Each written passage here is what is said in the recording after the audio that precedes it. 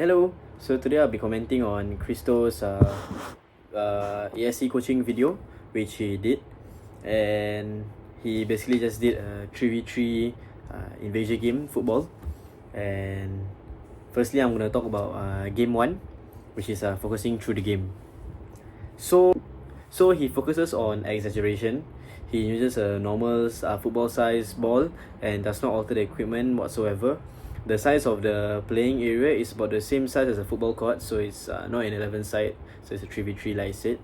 The rules indicate that tackling or interception of the ball is 1 point, but if the ball goes out in the process, there will be no point awarded, which is something very, very unique and something that I've not really heard of before, but very interesting.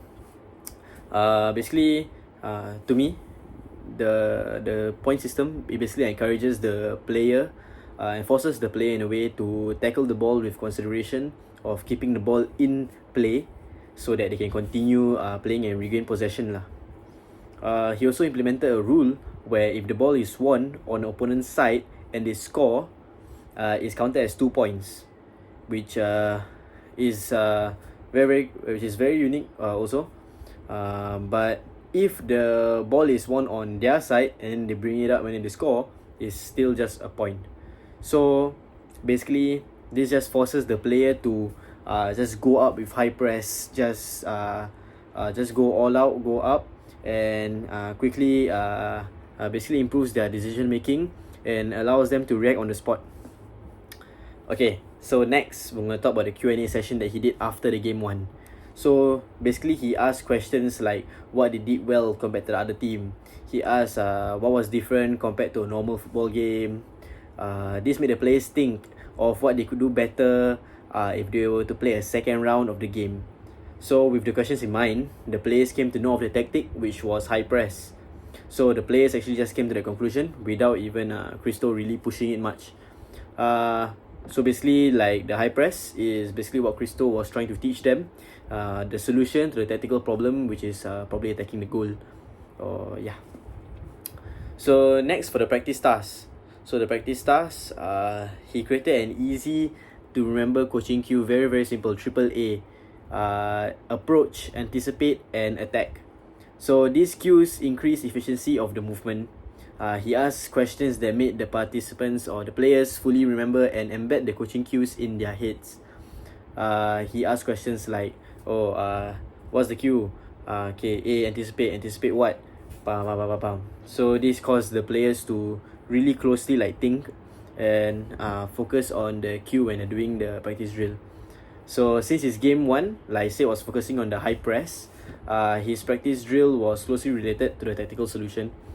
Practice drill included going in for tackle and intercepting the ball, resulting in gaining a possession. So one thing that he really emphasized was when you intercepted, you don't kick the ball out, you intercept and then you regain possession, which is basically very closely affiliated to the game 1, where he said that if you tackle but the ball goes out, it's no point, but if you tackle and the ball stays in play, it's a point. So the practice drill is really closely affiliated. As a type of progression, which is something very important, he asked the attackers to increase their speed, causing the drill to be in a faster pace. This causes the players to try to react or act faster, so that basically it just improves their performance. During the practice, there was also one point where one of the players was struggling and was struggling to tackle the ball, not dribble, tackle the ball. So he stopped the drill. Christo stopped the drill and tried to give assistance and direction, which helped the player to improve, which is something very good. So after the whole practice drill, everything's done, they go on to the last game, game 2. So before the game 2, he asked the players for the cues again, of course, to reiterate, because obviously Christo wants them to use it in the game, and he wants them to see if there's improvement from the first game to the Q&A, to the practice drill, and to the last game. He of course wants to see a big improvement, especially after what he shared about the cues. So the game is similar to the first game, except for the fact that he removed the scoring of the points for tackling, which is very unique, because usually most people will just continue on with the same rules. But yeah, it's a good initiative by him. during a freeze play, which he did during the game 2, for failed high press of the weaker team. I'll get into that later. He asked questions which made the players think, such as, why did the high press fail? So when the players answer, then he said, what area was not being pressed? The players answered. Then he asked, so who should have covered the middle? Okay. Then he made the player answer first, then he elaborated further. So during the second freeze play, he asked similar type questions. And then he just added connecting words like, then, okay, so, alright. So what can you do from there?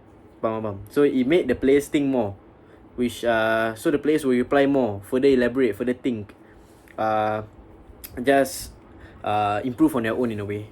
So then he elaborated further on what they said. So he gives once he already freeze done, then he gives a time constraint to the stronger team. Once team A gets the ball, team B, the stronger team, has 5 seconds to regain possession, or not team A gets a point. This challenges the stronger team, but also gives the weaker team a chance to deceive and take advantage of the high risk of mistake to score. So very good initiatives by Christo.